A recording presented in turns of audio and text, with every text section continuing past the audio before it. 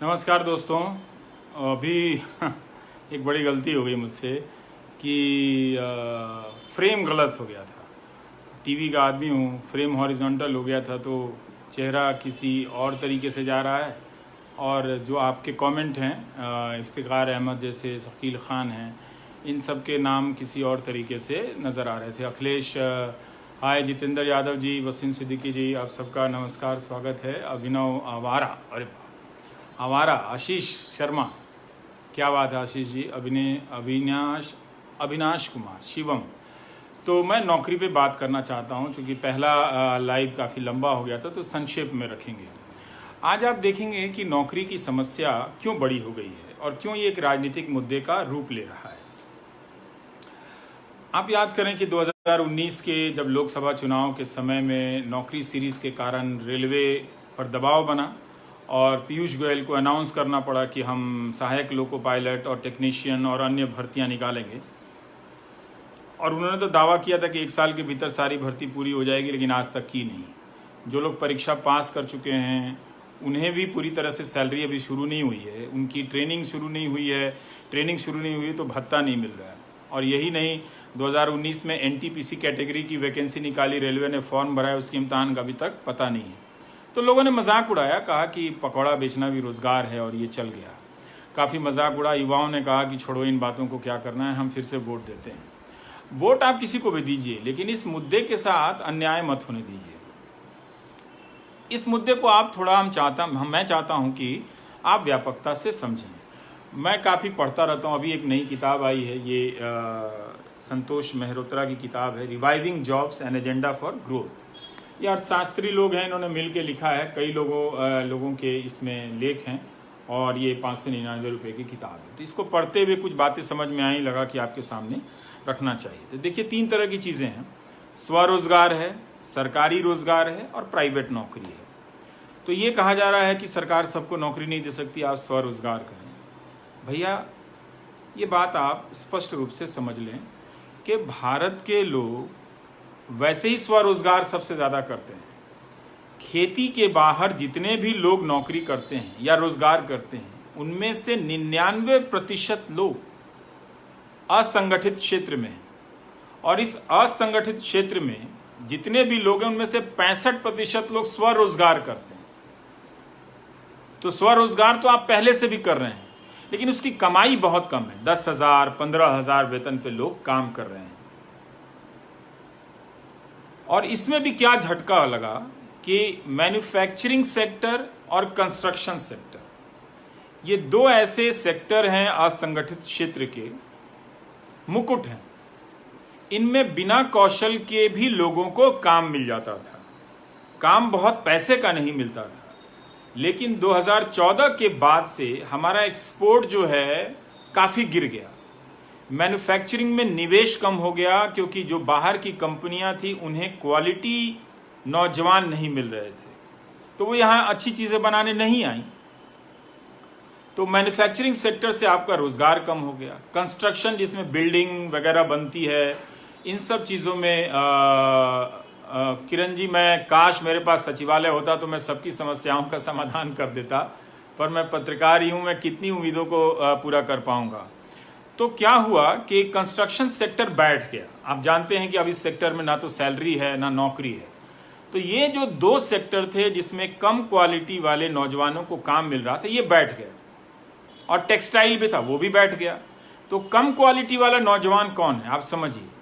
ये हमारे ज़िलों के, बक्सर हो या आरा हो या फिर नालंदा हो या जमुई हो या सहरसा हो या बेगूसराय हो, मोतिहारी हो, मुजफ्फरपुर हो, बेतिया हो या दरभंगा हो, इन सब के कॉलेजों से पास किए हुए जो नौजवान थे, उसमें पढ़ाई तो होती नहीं थी। 3 साल का बीए 5 साल में हो रहा था, मज़े में, कोई परवाह नहीं कर रहा था। तो आप क्वालिटी नहीं पढ़ पाए, तो आप क्वालिटी के नौजवान नहीं बन पाए, तो आपको कम पैसे का वेतन मिला। अब आपको 10,000 या 15,000 रुपये का वेतन मिलेगा। असंगठित क्षेत्र में ज़्यादातर लोग इसी प्रकार के वेतन में काम करते हैं। अगर आप सिर्फ कई साल आप 15,000 के वेतन पे काम करेंगे, तो आप काम करते हुए भी गरीब होंगे, और दूसरा, काम नहीं मिलेगा तो भी आप गरीब होंगे। तो बड़ा हिस्सा भारत में की आबादी का बड़ा हिस्सा जिसे के पास काम नहीं है और जिसके पास काम है वो गरीब हो रहा है। तो इस किताब में एक बात बड़ी अच्छी लगी मुझे, इसमें कहा गया है कि भारत के पास डेमोग्राफिक डिविडेंड है। ये प्रधानमंत्री भी 2014 से कहते हैं कि हमारी आबादी का बड़ा हिस्सा 65% 35 साल से कम उम्र के लोगों का है। इनका कहना है कि इसका लाभ, ये मौका किसी देश की जिंदगी में बहुत मुश्किल से आता है, एक बार आता है। इसका लाभ हम उठा रहे थे, लेकिन अब जब बेरोजगारी आई, अर्थव्यवस्था नोटबंदी के बाद से चौपट होनी शुरू हुई, तो लोगों के रोजगार कम हो गए और जो 10 से 12 हजार कभी धीरे धीरे सैलरी बढ़ती थी वो भी संभावना समाप्त हो गई। तो अब आप भारत की आबादी, जिसे हम डेमोग्राफिक डिविडेंड कहते हैं, जिससे हमें लाभ मिलना था, उसको लाभ का मतलब क्या हुआ? उसको काम मिलेगा, वो अच्छा कमाएगा और कुछ बचत करते हुए बुढ़ापे की तरफ जाएगा। तो इस किताब में कहा गया है कि अब भारत के पास जो डेमोग्राफिक डिविडेंड है वो 2040 में समाप्त होगा। सिर्फ 20 साल बच गए हैं। अगर हमने नौकरी की संभावनाओं को बेहतर नहीं किया तो हमारी जो इस वक्त की आबादी है वो बेरोजगारी के दौर से बुढ़ापे में प्रवेश करेगी। दो तरह से, जिसके पास काम नहीं है और जिसके पास काम है उसके पास सैलरी कम है। सैलरी कम है, उसके पास सामाजिक सुरक्षा कम है।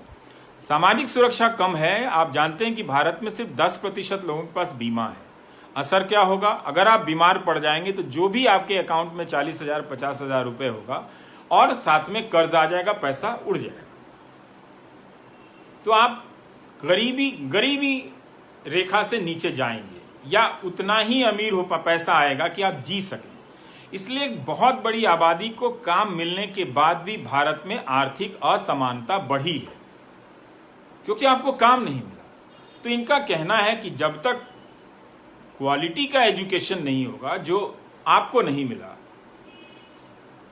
तो आपको अच्छी सैलरी का काम नहीं मिलेगा और आप जो काम करने जाएंगे उसको बहुत अच्छा नहीं बना पाएंगे। आपका आत्मविश्वास कमजोर होगा, आपका हुनर खराब होगा। अब इन्होंने स्किल इंडिया चलाया, लेकिन एजुकेटेड इंडिया नहीं चलाया। क्यों? क्योंकि उसके लिए सारे कॉलेजों में मास्टर रखने पड़ते, अच्छे मास्टर रखने पड़ते।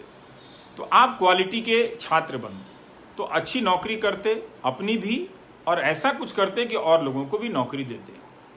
स्वरोजगार आप अभी भी आप कर रहे हैं, ऐसी बात नहीं कि आप नहीं कर रहे हैं। अब ये देखिए, किसी ने लिखा, अनुराग ने, कि बिहार एसएससी में 6 साल से पेंडिंग है। ये मजाक नहीं है क्या? क्या समझ रखा है लोगों ने इस देश के नौजवानों को? ये मजाक हो रहा है आपके साथ। तो आपका एजुकेशन खराब हुआ, आप खराब क्वालिटी के नौजवान बने, आप कोचिंग में भटकते रहे मामूली बीए पास करने के लिए, कॉलेज में महंगी फीस दी, लेकिन वहां पढ़ाई नहीं हुई, कोचिंग में दोबारा पैसा दिया आपने। दुनिया के किसी देश में ऐसा नहीं होता है, किसी देश में नहीं होता। पढ़ाई का स्तर बहुत अच्छा होना चाहिए था, जो इन्होंने आज भी नहीं सोचते।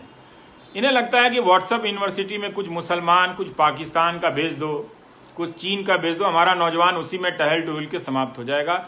जाति धर्म से बड़ा क्या हो सकता है? वो उसकी पहचान के लिए जान दे देगा, लेकिन रोजगार की बात नहीं करेगा। आप मत करो। तो आपको खराब क्वालिटी का नौजवान बनाया गया। सरकारी क्षेत्र में नौकरियां बंद कर दी गई, प्राइवेट सेक्टर में नौकरियों की संभावना समाप्त हो गई। तो बेरोजगारी बढ़नी थी। सरकार जो भर्तियां निकाल रही थी वो सिर्फ 4th ग्रेड की भर्तियां निकाल रही थी। तो इसीलिए आप देखेंगे कि वो नौकरी जिसकी 4th ग्रेड की सैलरी चूंकि 20,000 25,000 थी, और प्राइवेट सेक्टर में जहां वो 12,000 पे काम कर रहा था, इंजीनियर होते हुए भी, मैनेजमेंट की डिग्री लेते हुए भी, जाहिर है वो चपरासी की नौकरी के लिए अप्लाई करेगा। इसलिए वहां पर भीड़ थी, भगदड़ थी। अब आप देखें कि 2014 के बाद से यूपीएससी में आईएएस आईपीएस के भी पदों की संख्या में गिरावट आई है। सरकारी जो बी ग्रेड की नौकरियां थीं, एसएससी, राज्यों में आयोग की परीक्षाएं थीं, उनकी परीक्षाएं रोक दी गईं। 2017 में कई महीने तक नौकरी सीरीज चलाने के बाद एसएससी की पुरानी परीक्षाओं के रिजल्ट आए। लोकसभा चुनाव में इसे पकौड़ा तलने को रोजगार कह दिया गया, उसके बाद खत्म हो गया। उद्योग का विकेंद्रीकरण है सर, आप समझिए जरा ढंग से, बीच में आप कोई भी आइडिया मत डालिए कि उद्योग का विकेंद्रीकरण हो जाएगा तो हो जाएगा। ऐसे नहीं होता है। जहां केंद्रीकरण है वहां क्या नौकरी मिल रही है? वहां मशीनीकरण के कारण नौकरी कम हो गई, बिजनेस ठप हो गया, इकोनॉमी बैठ गई, तो उन लोगों ने निवेश करना बंद कर दिया। 90% आबादी जो वर्क फोर्स है वो अगर मामूली तनख्वाह पर नौकरी करेगी तो बाजार कैसे बड़ा होगा? बाजार सिर्फ मामूली चीजों का होगा। अब लिख रहे हैं इंजीनियरिंग करने के बाद भी अच्छे पैसे की नौकरी नहीं मिलती है। क्वालिटी की टीचर कैसे नहीं मिलेगा? क्या बात करते हैं शुभंकर मिश्रा जी? आप अगर अच्छी शिक्षा में निवेश नहीं करेंगे तो मिलेगा कैसे? आप कहीं से तो शुरू करेंगे। आप अभी भी नहीं कर रहे हैं। बिल्कुल है, आप क्वालिटी के टीचर हो सकते हैं। सरकारों का बजट, अभी नीतीश कुमार कह रहे हैं कि 24,000 से, अरे भाई सुजीत जी, मेरे अब्बू डीएम नहीं थे तो क्या हुआ? ये पूछने का तरीका नहीं होता है। मैं यहां महत्वपूर्ण नहीं हूं। ये व्हाट्सएप यूनिवर्सिटी के चक्कर से निकलिए। मैं यही समझाने के लिए दोबारा लाइव कर रहा हूं। पहले वाले में कैमरा थोड़ा उल्टा हो गया था। अभी देखिए, जस्टिस फॉर रेलवे अप्रेंटिस मांग रहे हैं, तो जो आपने वैकेंसी निकाली है उसकी नौकरी तो देंगे। ये डीएम थे ये कहकर आप किसका मजाक उड़ा रहे हैं? किसका? ये यही युवाओं को बांटा जा रहा है। ये बात आपको समझने की जरूरत है। सरकार हर काम शिक्षकों पर लाद दे रही है, ये योजना वो योजना। इसका मतलब 50 योजनाओं के लिए काम है उसके पास और वो सिर्फ टीचर से करा रही है। यही चीज बैंक में हो रहा है कि वो बैंकिंग का काम छोड़ के बीमा बेच रहा है और बीमा कंपनी जो है वो बीमा क्षेत्र में रोजगार नहीं दे रही है। वो अपना मुनाफा बड़े लेवल पे बना रही है। समझिए इस बात को।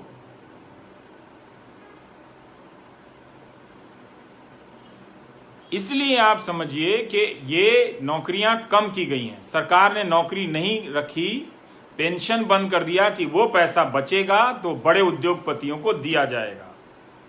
जब सरकार आपको नौकरी नहीं देगी, आपको ताने दे रही है कि आप डीएम बनने वाले थे, तो फिर उद्योगपतियों के चौपट हुए धंधे को बचाने का काम सरकार का होना चाहिए, वो भी कई लाख करोड़ देकर।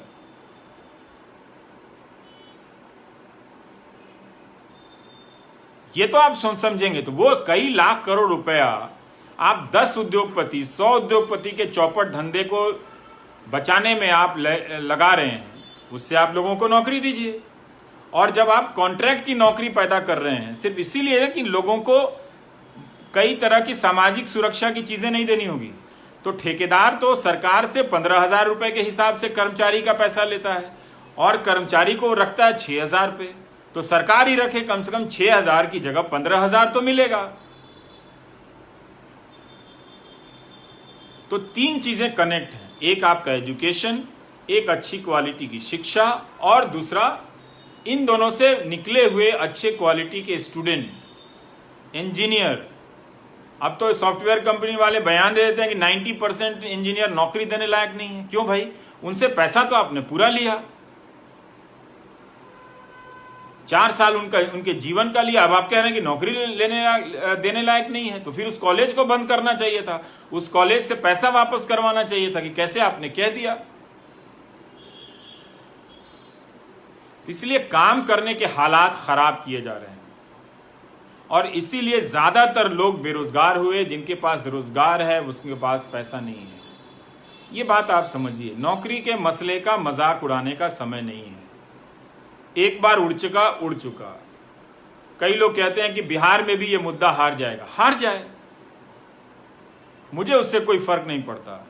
2017 में जब मैंने नौकरी सीरीज शुरू की थी, पता भी नहीं था कि बिहार में ये मुद्दा बन जाएगा, पता भी नहीं था कि मध्य प्रदेश में ये मुद्दा बनेगा और छत्तीसगढ़ में भी बनेगा। इसमें आप सभी सरकारों की कड़ी परीक्षा लीजिए। ये झुंझुना बांटा जा रहा है कि ईडब्ल्यूएस, कमजोर रूप से आर्थिक तबके के लोगों को हमने आरक्षण दे दिया। नौकरी तो दे नहीं रहे हैं आप, नौकरी क्या दी? और ईडब्ल्यूएस को भी सर्टिफिकेट मिलने में 100 दिक्कतें आती हैं। रोज मुझे लिखते हैं वो लोग। तो इसलिए आपके पास जो पैसा है आपके पिताजी के पास, एक अच्छा कॉलेज ना होने के कारण वो कोचिंग पे खर्च कर रहे हैं, और बीमार पड़ गए तो बीमारी पे खर्च करके कंगाल हो जा रहे हैं लोग। तो इसलिए आपके पिताजी की पीढ़ी का जो भी पैसा उनके पास आता, लाभ मिलता आपके परिवार को, आपको नहीं मिल रहा है, और आप अच्छा पैसा नहीं कमा पा रहे हैं, तो आप अगली पीढ़ी को नहीं देंगे।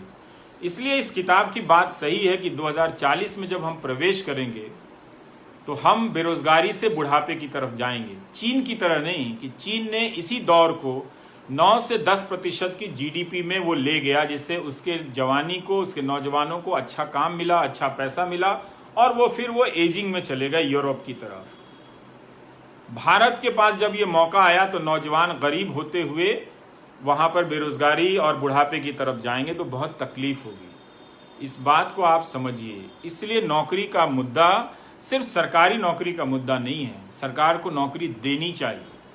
जब सरकार का बजट 24,000 से 2 लाख करोड़ का हुआ है, जैसा कि नीतीश कुमार कहते हैं, तो उसका काम भी बढ़ा होगा, और काम बढ़ा है तो उन्हें अच्छी नौकरी देनी चाहिए। जब खुद विधायक लोग पेंशन लेते हैं और आपको पेंशन नहीं देते हैं, बहुत सारे लोग जो रिटायर हुए हैं आपके रिश्तेदारों में, आप पता कीजिए उनकी स्थिति बहुत खराब है। बच्चा अच्छा होगा तो, लेकिन उसके पास अपने जीवन के लिए भी वो कम कमा रहा है, तो माँ बाप की देखभाल कैसे कर पाएगा? कई बार नियत होते हुए भी वो नहीं कर पाता है, और लोग बीमारी से परेशान हैं।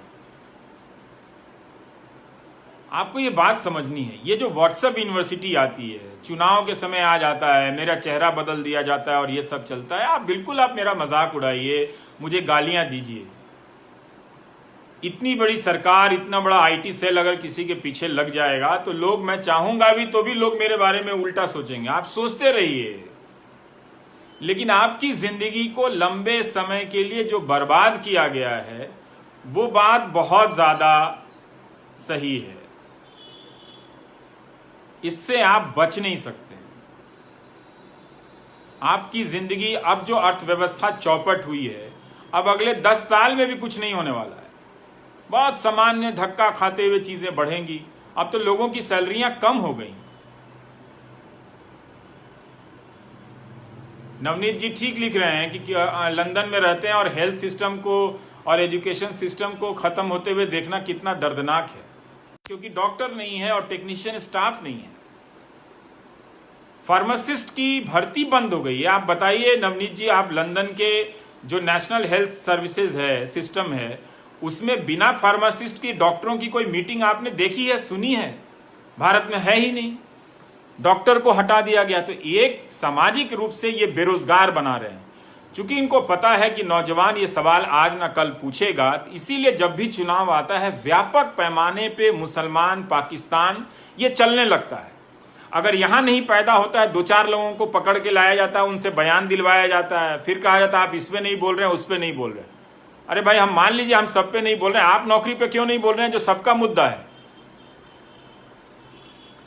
ठीक बोल रहे हैं सुनोरिया साहब कि एनपीएस का सेशन अलग से कर लिया। मैंने तो अभी किया, इसके पहले बताया तो कि एमपी लोग 4-4 पेंशन ले रहा है और आपसे हमसे कह रहा है कि बाजार में निवेश कर दो। मैं तो यही कह रहा हूं कि मैं अपने दफ्तर में जहां सभी योग्य लोग काम करते हैं, वहां पर भी मैं देखता हूं 2 ही 4 लोगों को मार्केट में निवेश करने आता है। बाकी सब पूछते रहते हैं, इधर उधर बौआते रहते हैं कि क्या करें। किसी के पास पेंशन का कोई इंतजाम नहीं है। और आप टैक्स दे रहे हैं, मेहनत की कमाई से सरकार को टैक्स दे रहे हैं, और 4 संपादक अंग्रेजी में लिखते हैं नहीं सरकार को अपना खर्चा कम करना चाहिए। क्यों भाई? क्योंकि सारा पैसा उठाकर बड़े उद्योगपतियों को दे देना चाहिए। आप 100 उद्योगपतियों का धंधा चला रहे हैं जनता के टैक्स के पैसे से, और जनता को आप पैसा कुछ नहीं दे रहे हैं। और आपने एक नया तरीका सुना है कि किसी को जनधन अकाउंट में 500-500 रुपया दे दो। उसकी कमाई 5,000 10,000 थी, वो तालाबंदी के कारण चौपट हो गई, 500 रुपया दे दिया। अब कह रहे हैं कि कुछ तो मिला। हाँ, कुछ क्यों नहीं मिला? मैं भी कह रहा हूं कुछ मिला, लेकिन उसके बदले आपका सब कुछ ले लिया गया। किसी को 2,000 किसान को दे दिया, किसान उसी में खुश है। बस किसान को आज ना कल समझ में आएगा कि उसका 1 एकड़ में नुकसान ही 10,000 रुपए का हो गया है, तो ये 2,000 रुपए से उसका क्या होने वाला है? आप यूनिवर्सल बेसिक इनकम दीजिए, आप सबको 10-10 हजार रुपए दीजिए। अमेरिका ने लोगों को कितने पैसे दिए जिनकी नौकरियां गई? फूल सिंह जी कहते हैं समझ में नहीं आता कैसे करें। इसमें समझने की बात है, इसमें आपको कहना पड़ेगा कि आप इसी मुद्दे पर टिके रहना चाहते हैं, आप चाहे कोई भी दल हो। ऐसा नहीं है कि कश्मीर के नौजवान और जम्मू के नौजवान आपकी तरह बेरोजगारी और नौकरी को लेकर परेशान नहीं हैं। ये ओपन हार्ट कह रहे हैं पूरे बिहार में सिर्फ 2 फार्मासिस्ट हैं। बताइए, अगर ऐसा है तो ये कितना भयावह है।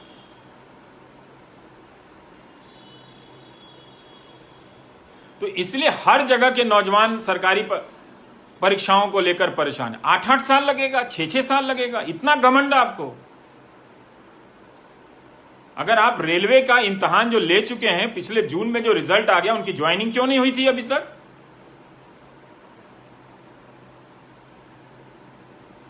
अप्रेंटिस वाले कितना आंदोलन कर चुके हैं, कोई नहीं देखा। सिपाहियों के कितने पद खाली हैं, शिक्षकों के कितने पद खाली हैं।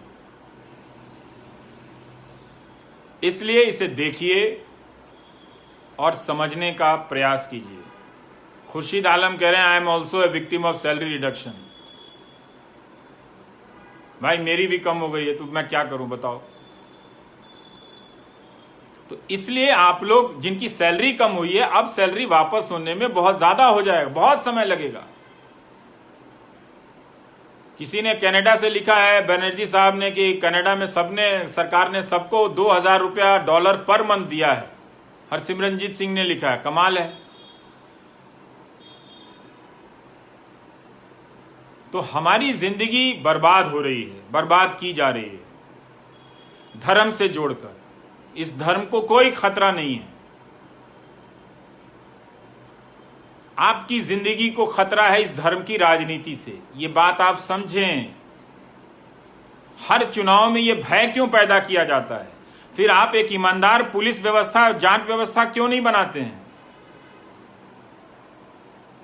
फिर क्यों ये आप काम करते हैं कि इलाहाबाद हाईकोर्ट को कहना पड़ता है कि किसी को झूठे आरोप में फंसाकर गौरक्षा कानून में भर्ती कर दिया जाता है, जेल में बंद कर दिया जाता है। गौरक्षा के नाम पर आजादी के समय से बड़े बड़े जमींदारों ने, लोगों ने लाखों एकड़ जमीनें दान दी कि हमारी गाय माता अच्छे घास का भोजन करेंगी।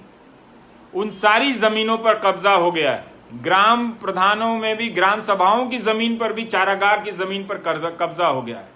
लेकिन इस मसले को लेकर एक धर्म विशेष के खिलाफ अभियान कितना फैलाया जाता है। एक रिपोर्टिंग आपने उस गोदी मीडिया पर देखी है कि एक गांव की चारागाह की जमीन है जिस पर किसी दबंग ने कब्जा कर लिया है, और वही आदमी अपने जिले के मुख्यालय में बैठकर गौ रक्षा की राजनीति करता है। हमारी गौ माताएं, तकलीफ होती है देखकर।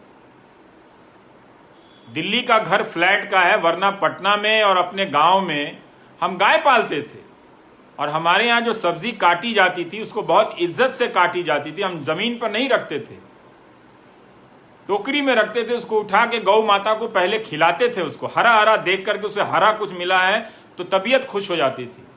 आज यहाँ दिल्ली की सड़कों पर आज तक मैं देखता हूं कि गौ माता प्लास्टिक की थैली और कचरे में खा रही है। ये मैंने अपने बचपन में गायों को खाते नहीं देखा था, कभी भी नहीं देखा था। तो गायों के लिए कोई अच्छा ढंग का हुआ। आप जाकर देखिए, कुछ गौशालाएं बनाई गई, उसमें भी राजनीति हुई। खाने पे गायों के खाने के लिए नहीं है। हमने तालाबंदी के दौरान दिल्ली में किया था, गौ माताओं को खाने के लिए कुछ नहीं, राजनीति के लिए सब है। कीजिए, आप आंदोलन चलाइए कि गौ रक्षा, गौ के लिए जो चारागाह की जमीन गायों के लिए दी गई थी, उन जमीनों पर कब्जा हटाया जाए। वो राजनीति कीजिए ना। हर बात में मेरा आईटी सेल प्रचार करता है, तरह तरह की चीजें बनाता है। लोग पूछता है आपके खिलाफ वायरल हो रहा है। मैं क्या करूं भाई, एक अदना से पत्रकार के पीछे सरकार लग जाए, इतना बड़ा आईटी सेल लग जाए, पॉलिटिकल पार्टी लग जाए, उसके लाखों समर्थक लग जाएं। मैं जिंदा हूं, यही बहुत है। आप लोगों की दुआ से मैं क्या कर सकता हूं।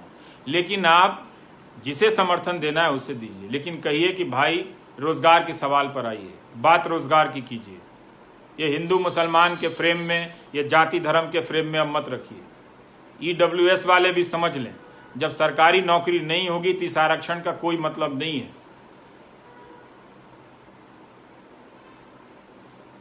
ये नहीं चलेगा कि 17 सितंबर को नौजवान प्रदर्शन कर रहा है नौकरी के लिए तो न्यूज़ चैनल नहीं दिखा रहे हैं।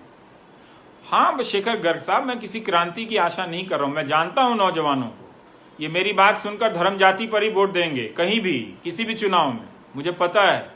लेकिन मेरा काम है सही बात कहना, मैं कहूँगा।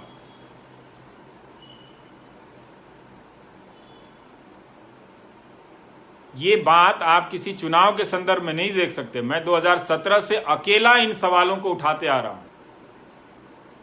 उसके पहले मुझे इसका नहीं, इनको परवेज साहब को डिप्रेशन क्यों हो रहा है, मैं तो रास्ता बता रहा हूं परवेज साहब, मुझे तो डिप्रेशन नहीं हो रहा है। अब कोई कह रहा, अविनाश कह रहे हैं कि रेलवे को 866 करोड़ रुपए आ गए 2017-18 में फॉर्म से। मुझे पता नहीं, हिसाब मुझे जोड़ना नहीं आता, मैं अक्सर गलती कर देता हूं। तो इसलिए आप सब काबिल लोग हैं, आपको खराब एजुकेशन सिस्टम देकर कम काबिल बनाया गया है। किसी ने लिखा है वियतनाम सरकार ने भी 10,000 दिया है सबको, यहां देखिए 500 और 2,000 देकर ही गुणगान गा रहे हैं सब। तो आप करें। शेष नारायण साहब कह रहे हैं नेपाल से हैं, वहां से मेरा न्यूज देखते हैं। नमस्कार शेष नारायण जी, क्या बात है, कोई वियतनाम से, कोई लंदन से और कोई कनाडा से आ गया। उड़न तश्तरी भी जी भी हैं हमारे साथ। खिलाना चाहिए, क्यों नहीं खिलाएंगे गाय को सब्जी भाई? ऐसी व्यवस्था हम कर सकते थे। उसके चारागाह की जमीन ही हम रखते, उसमें हरी हरी घासें होती तो हमारी गाय खा के मजा आ जाता, स्वस्थ दूध मिलता हम सबको। तो इसलिए बहुत सारे नौकरी के सवाल को शिक्षा, स्वास्थ्य, आपके कौशल, अच्छी शिक्षा से जोड़कर देखिए, वरना आप सब बहुत बड़े नुकसान की तरफ बढ़ते चले जा रहे हैं। ये आईटी सेल वाले बदल कर चले जाएंगे जो आपके व्हाट्सएप में भेजते हैं। आपके व्हाट्सएप में इस तरह की अफवाहें आए तो समझिए कि कोई आपको इसी लायक समझता है। ये आपका अपमान है। आपकी नौकरी के साथ इस दौर में जो 6 साल में मेहनत होनी चाहिए थी वो नहीं की गई। स्वरोजगार किया जा रहा है। जो कहने वाले लोग, उनको पता होना चाहिए कि सबसे ज्यादा लोग स्वरोजगार करते हैं इस देश में।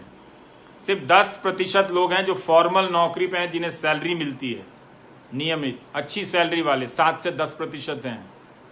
पढ़िए इस किताब को, पता चलेगा। और ऐसे बहुत सारे लेख हैं। बेरोजगारी की दर जब 45 साल में सबसे अधिक हुई तो डेटा ही गायब कर दिया गया, अदल बदल के लाया गया, कहा नहीं हमने कुछ पैमाना बदला है। अब 17% बेरोजगारी है। 17-18 में ही centre for monitoring Indian economy ने कहा था कि 1 करोड़ रोजगार कम हो गए। तो लगातार रोजगार कम हो रहे हैं, जो मिल रहे हैं उसमें सैलरियां कम हो गई हैं। क्या आपको अंदाजा है कि किस तरह की तबाही आने वाली है? तो आपके माँ बाप हों, आप हों, जितना नशा आपको धर्म की राजनीति में करना है कर लीजिए। वक्त अब आपको नहीं मिलेगा, वक्त गुजर गया। अब अगला 10 साल हम मामूली तरक्की के लिए भी तरसेंगे जिस हालत में पहुंचा दिए गए हैं। मामूली, राज्यों के पास पैसे नहीं हैं, सैलरियां अब नहीं मिलेंगी समय पर। तो आप देख लीजिए हमारा क्या है, हम तो गाली सुनते रहते हैं, आप सुनाते रहेंगे। तो आप देख लीजिए कि उसमें क्या है। मेरी कोई बड़ी बात नहीं है, मेरी परेशानी कोई बहुत महत्वपूर्ण चीज़ नहीं है, पर मैं बड़े फलक पर देखता हूँ तो ऐसा कोई तबका नहीं मिलता है मुझे जो परेशान नज़र ना आ रहा। आपकी जवानी है साहब, अच्छी नौकरी नहीं मिलेगी। कितने क्वालिटी के लोग हैं। मान मुझे तो 4-5 शिक्षक मिले थे, उन्होंने मेरी ज़िंदगी बदल दी। कैसे बदली? उन्होंने मुझे अच्छी किताबें दी, उन्हें मुझे पढ़ना सिखाया, वरना मैं रट रहा था किताबों को। मैं नहीं समझता था कि मैं ये किताब क्यों पढ़ रहा हूँ। सिर्फ 4-5 टीचर ने मेरे पूरे क्लास के लड़कों को बदल दिया और वो सब अच्छी नौकरी में गए, अच्छे काबिल लोग बने। लेकिन आपका गणित भी बहुत अच्छा है, नैसर्गिक रूप से आप बहुत प्रतिभाशाली हैं, बहुत व्यवहारिक चीज़ें आती हैं, लेकिन आपने 3 साल का जो बीए में एडमिशन लिया उसी में आपका कबाड़ा कर दिया गया। चाहे आप इंजीनियरिंग में गए हों, चाहे आप उसमें गए हों, और फिर आपकी आर्थिक स्थिति खराब कर दी गई। आप काबिल नहीं हैं। जब काबिल नौजवान बाजार में जाता है तो वो मोल भाव करता है। वो कुछ दिन के लिए भले कम पर काम कर ले, लेकिन ज़्यादा काम करने की उसमें सलाहियत पाता है, योग्यता आती है, वो कुछ और बिजनेस कर सकता है। ऐसा क्यों है कि असंगठित क्षेत्र में ज़्यादातर लोग 10,000 15,000 की नौकरी करते हैं, बहुत तकलीफ में नौकरी करते हैं। लेकिन इस देश में धर्म की राजनीति ने आप सबको बर्बाद कर दिया है। आप नौजवान अब किसी लायक नहीं रहे। इससे निकलना आप मत समझिए कि फेसबुक लाइव देखकर आप निकल जाएंगे, ना ही मैं आपसे कोई उम्मीद करता हूं। मैंने तो लिखा है कि मैं भारत के युवाओं से 3.5% उम्मीद करता हूं। मुझे सब असलियत पता है दोस्तों कि इस लाइव के बाद आप क्या कहेंगे। सब समाज की सारी व्यवहारिकताओं, अनैतिकताओं को मैं जानता हूं। भारत का समाज जो है, आप अपने घर में, परिवार में, आसपास किसी आयोजन प्रयोजन में देखेंगे, अनैतिकताओं से भरा हुआ समाज है। इसमें एक और बात लिखी हुई है कि भारत का परिवार इलाज कराने और दहेज देने में गरीब हो जाता है। सोचिए, 2 में से 1 परिवार दहेज के कारण गरीब हो जाता है। अब लिखे हैं, पारिदा साहब लिख रहे हैं कि एनआईटी से हैं लेकिन उन्हें नौकरी नहीं मिली है। अब भाई परीक्षाएं अब नहीं होंगी, प्राइवेट सेक्टर में नौकरी नहीं है, सरकार नौकरी देना नहीं चाहती है क्योंकि रेटिंग एजेंसियां कहेंगी कि आप तो अपना खर्चा बढ़ा रहे हैं। जैसे ही सरकार 10 लाख करोड़ 4 उद्योगपतियों को दे देगी, रेटिंग एजेंसियां वाहवाही करेगी। इस चक्र में हम फंस गए हैं। इसीलिए हो सकता है मेरी बातें सही ना हो, पर्याप्त ना हो, मुझे झारखंड का भी पता है दोस्त, मैं सब सरकार का बोल रहा हूं। जरूर इस मुद्दे पर फोकस मेरा केंद्र सरकार के कारण गया था और उस फोकस को अभियान की तरह करने के बाद भी आज देखिए कि रेलवे की जो भर्तियां हैं वो पूरी नहीं हुई हैं। तो आपको तय करना है कि आप इस अफीम को, धर्म के खतरे के अफीम को लेकर कब तक जीना चाहते हैं। कई नौजवान लिखते हैं कि मैं तो बदल गया हूं, मैं अपने पिताजी का क्या करूं, वो दिन रात गोदी मीडिया देखते रहते हैं। होता है, ड्रग एडिक्ट हो जाते हैं लोग। इतना आसान नहीं है उनको उस चंगुल से निकाल पाना। बहुत मेहनत करनी पड़ेगी इस समाज को नए स्वरूप से गढ़ने के लिए। सरकारों का पुनर्गठन करना पड़ेगा, आर्थिक नीतियों पर हमारी सोच बदलनी पड़ेगी। 50-50 किलोमीटर का एक जिला है, 20 एकड़ की जमीन में घर में डीएम रह रहा है। एक डीएम क्यों होना चाहिए? 4 डीएम क्यों नहीं होना चाहिए? वो डीएम अपने कार्यकाल में अपने सारे विभाग के कर्मचारियों से मिल नहीं पाता होगा, वो काम क्या करेगा?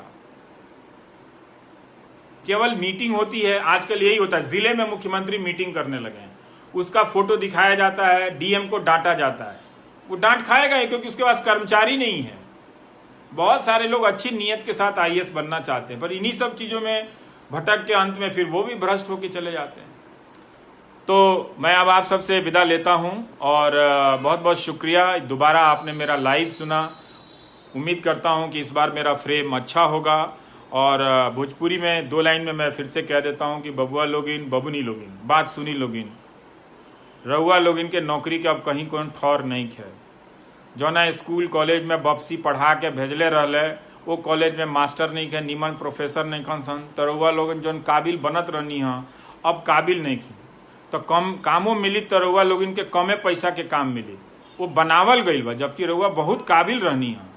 अगर नीमन मास्टर रहता सन आ मास्टरनी लोग रहित लोग तो रउआ लोगन के चमका दिल रही, तो नीमन नीमन नौकरी मिलल रही रउआ लोगन के। अब वो नहीं के मिलत, तो एजुकेशन राउर बर्बाद हो गई, आ हेल्थ बर्बाद बा चौपट।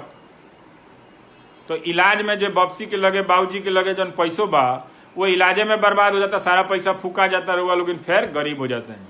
तो एक जना के तो नौकरी नहीं है, आ जरा नौकरी बा ओकरा उतने सैलरी बा कि वो बेचारा जी सकता, पेंशन वेंशन के कोनो ठिकाना नहीं है। तो ऐसे जो ये नौकरी के जो मसला बा ओकरा के मजाक में मत उड़ाई, आ ईगो में मत ली रउआ लोग।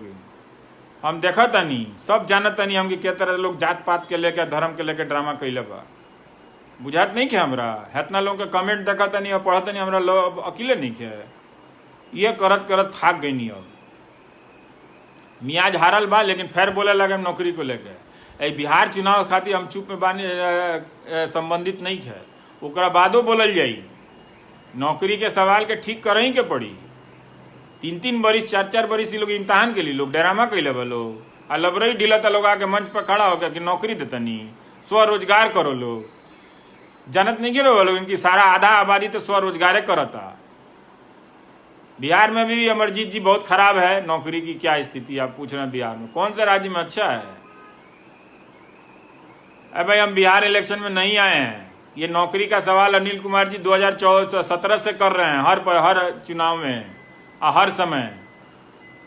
देखिए सैकड़ों प्रोग्राम किए हैं नौकरी पे, सैकड़ों। अकेला पत्रकार हूं दुनिया में, 9 बजे प्राइम टाइम में सारा छोड़ के सैकड़ों प्रोग्राम किए, गिन नहीं सकता हूं मैं भी। इतना दर्द देखा है युवाओं का। तो आप बहाना बना के गाली देते रहिए मुझे, उससे कोई फर्क नहीं है। आपको नौकरी मिल जाए तो मुझे मिठाई भेज दीजिएगा, अच्छी नौकरी मिले तो। यहाँ तो परीक्षा पास करके लड़का लोग घर में बैठे हुए क्योंकि नौकरी नहीं किया। तो जाता नहीं, बहुत बहुत शुक्रिया आप लोगों ने हमको देखा, दोबारा सुना। अच्छा है कि आप इस नौकरी के मुद्दे को व्यापकता से समझेंगे, अपनी शिक्षा से जोड़कर देखेंगे, अच्छी क्वालिटी की शिक्षा से, अपने हुनर से जोड़कर देखेंगे। जा गिर गया, हाँ, और स्वास्थ्य से जोड़कर देखेंगे, सामाजिक सुरक्षा से जोड़कर देखेंगे, वरना आप अच्छी जिंदगी नहीं जी पाएंगे।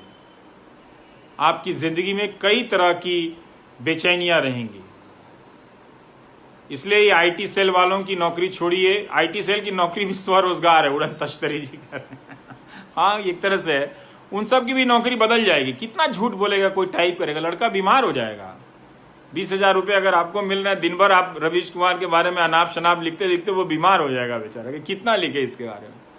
तो इसलिए ठीक है, हम मीडिया नहीं बदल सकते, हम दुनिया नहीं बदल सकते, हम समाज नहीं बदल सकते हैं।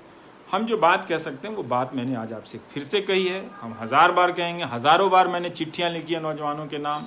तो इसलिए लफा शूटिंग मेरे साथ नहीं भैया, कि चुनाव आया है तो मैं बोल रहा हूँ। इतना बोला हूँ नौकरी के सवाल पे कि कई चुनाव गुजर गए, अभी कई चुनाव गुजरेंगे इस नौकरी के सवाल पे। इसलिए आप सबको शुभकामनाएं। आप अपने ज़िले के कॉलेजों का हाल लीजिए, अस्पतालों का हाल लीजिए। प्लीज़ कुछ ठोस बदलाव की तरफ आप बहस को ले जाइए, जिससे नेताओं पर, सभी दल के नेताओं पर, सभी सरकारों पर मुकम्मल दबाव पड़े। नमस्कार।